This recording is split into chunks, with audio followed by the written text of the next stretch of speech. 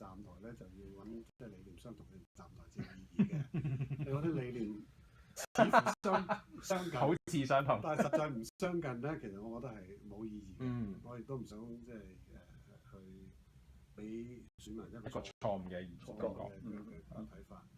咁你話我哋喺而家現有嘅政治人物裏邊，即係已經係大家熟悉嘅政治人物裏邊，去揾一個人同我哋嘅政治理念真係相近咧，對唔住，真係揾唔到。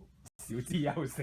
如果揾到嘅，我都唔使話我用第三條路啦，係嘛？即係講第三條路就係一個新嘅路好線。孤獨嘅路。咁所以咁你話咁第二就話咁我需唔需要揾啲咁嘅人嚟站台？我覺得未必需要嘅。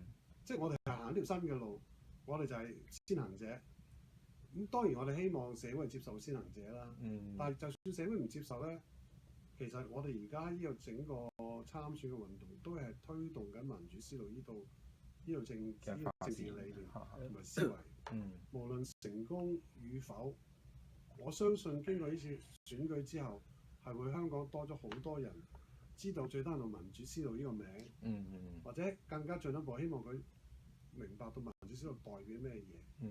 我哋只可以繼續喺社會裏邊發揮我哋嘅影響力。如果我哋根本唔去參選，唔作出呢個人哋唔知你係存在嘅承擔嘅話，我哋冇辦法之將我哋嘅影響力或者係即係發揮到出嚟咯。人哋都唔知你係乜水，點會俾你影響到咧？係咪？咁所以我呢個參選呢個整個過程，同我哋民主思路嚟講係一個必經嘅路線。呢個必經嘅路線係我哋嘅其中嘅一步，唔係最後嘅一步。所以成功與否，只會影響到我哋未來嘅工作嘅難度，但係唔會影響到我哋嘅決心。